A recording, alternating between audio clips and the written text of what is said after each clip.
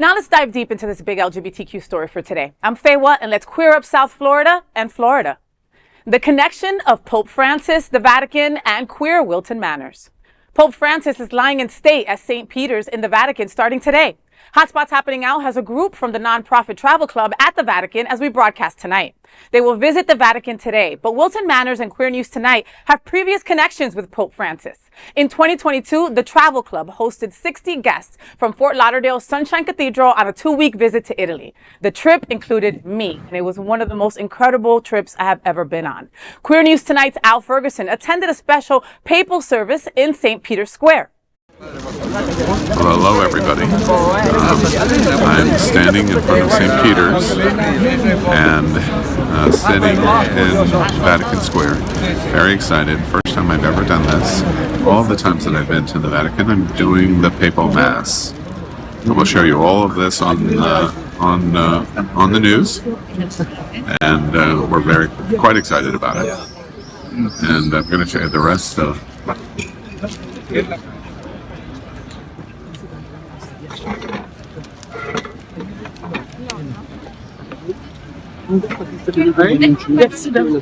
What do you want to say?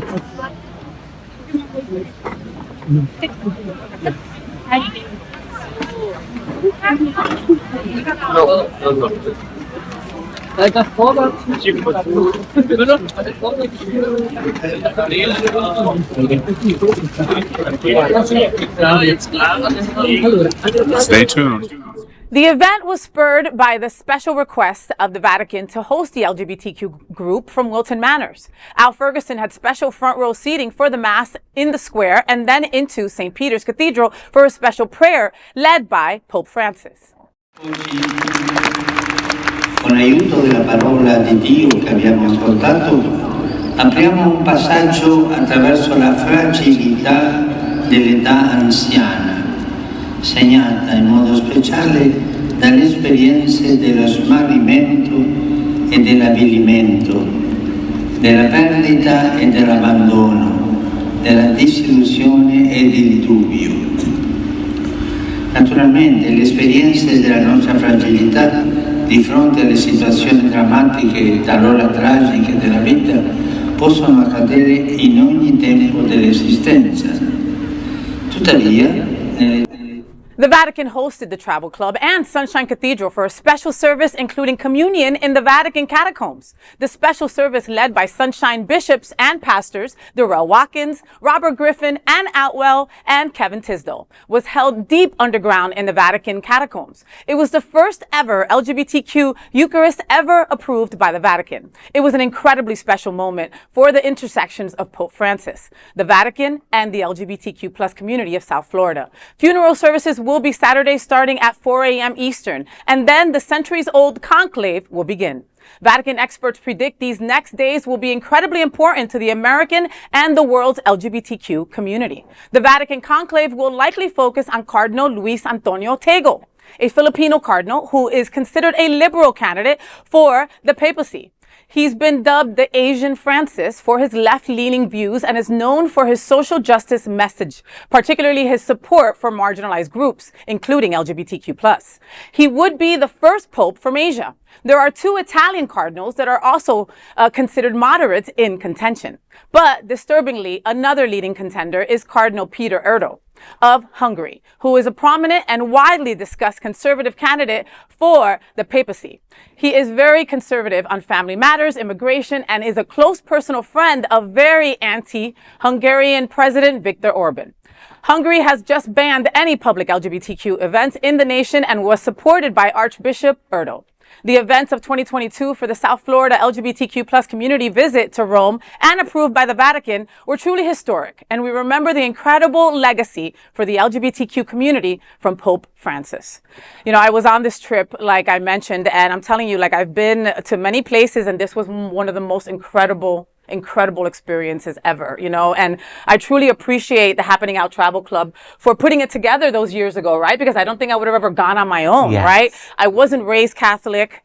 My wife is a recovering Catholic, you know, so she's super scared of those kind of things. They really trigger her, you know, and when we had this opportunity to go into the Sistine Chapel, to go into the Vatican, we had to do it because we were once in a lifetime, right? Yes. But I'm so glad we did. And the catacombs as well. The catacombs, my wife initially had said, you know, I don't want to go. I just don't, you know. And then when she saw like the magnitude and how old this was and what it really meant, she goes, okay, you know, let's go. And I'm so glad that she agreed to, because it was a wonderful experience. God, how does all this wash over you? You know, let's talk about the new candidates that are possibly going to be in this office, how we feel about that, and where we are right now when it comes to Pope. As someone who wasn't raised Catholic as well, I'm just going to get my thoughts out the way.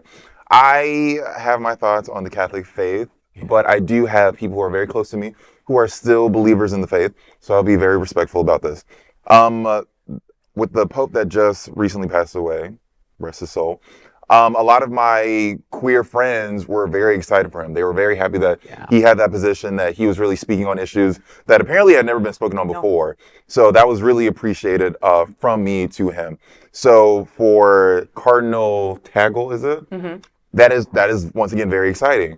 For someone who is sort of like outside of the club, who has no desire to get in, I'm very excited that within that club that there's going to seemingly be another liberal person standing in those shoes who will continue the move forward of like equality for all, or at least respect for all. That's all I feel about Even if it's a possibility. Like, even if it's a possibility. You know, I mean, let's think about this. Pope Francis was the first to bless our community. He was the first to tell people who am I to judge. He was the first one to talk to transgender folks that were serving, you know. I mean, he was the first in many.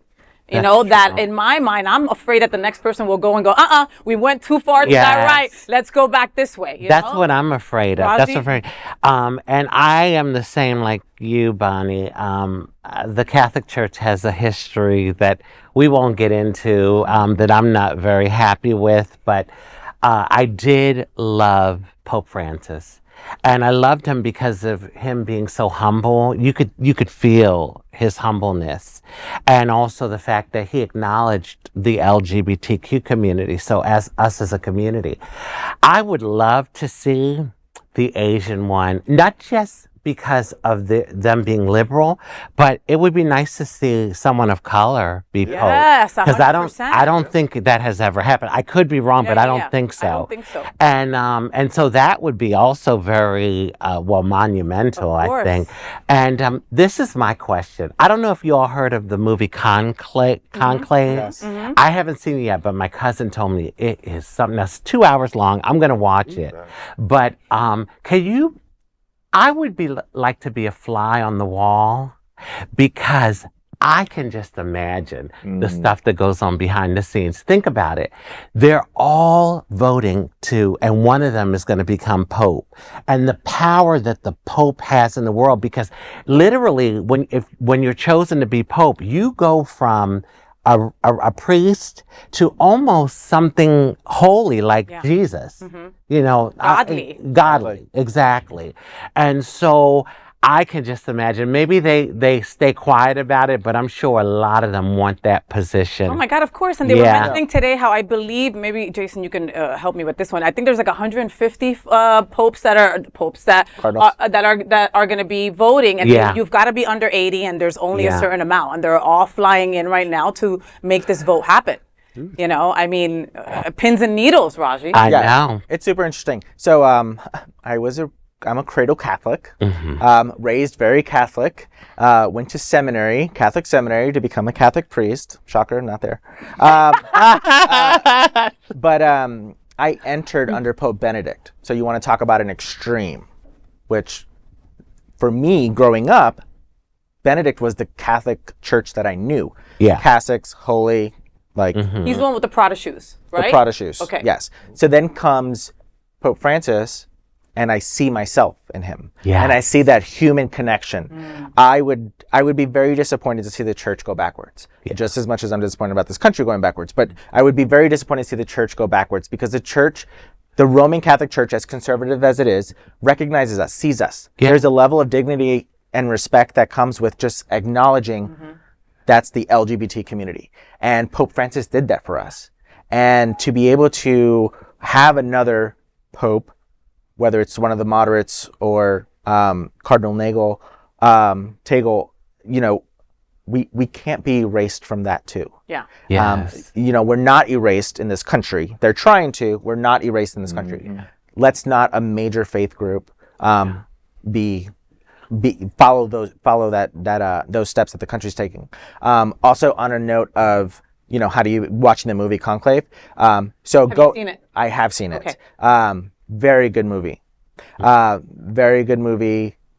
Is it about a pope dying? No. It's about the conclave. It's about the election of a pope. Oh. So in the very beginning, a pope dies, but it's about the process of the election. So the secrets behind. With the black smoke and the white smoke, The or black whatever smoke, it is? white smoke, papers with the needle and everything. Yes, definitely a movie, and it is very surprising. The reason I did not complete seminary, personal story here. 'Cause you're Ask gay? me later. Well, listen, that didn't stop a lot of the other Listen. True. You just outed you on television. please. Crazy. On Sorry, television. Jacob, I'm gay. Now my husband Sorry, knows. husband. Now my husband knows. But it was because of the power. It's a power. I was 23 years old, and I witnessed something in the local church that I was at where a priest gave direction, and the person followed that direction, and then it ended up harming them, and they're like, well, you told me to. Yeah. It was at that moment that I was like, 23 years old, I am not about that power right now. Yeah. Ask me now again, I'll do it. But it's going to be very interesting, and I hope the church doesn't go backwards. You know, Pope Francis to me really was Jesus-like, because, you know, I'm not particularly a Christian. My mother's Christian. We went to church growing up. My father was Hindu, and we went to temple with him. So I'm very open-minded when it comes to religion. I'm more spiritual. But what struck me with Pope Francis is that, okay, when you're Christian, aren't you trying to pattern your life after the life of Christ and be more Christ-like? And he went to the prisons.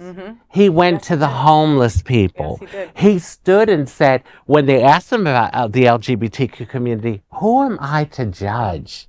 And so that's what we need in a pope. If, you know, especially someone that's going to have all that power. Yep. Yeah. Because I think it's 1 billion people. 1.4 billion. 1.4 billion that are Catholics in the world. Wow. That's a lot. No, it is. And we'll be staying tuned to this. We'll have a lot more with this story following up here on Queer News Tonight for sure. That is the big LGBTQ story for today. There is no other queer nonprofit media platform like this in the entire world. Support our LGBTQ stories by subscribing and sharing Queer News Tonight.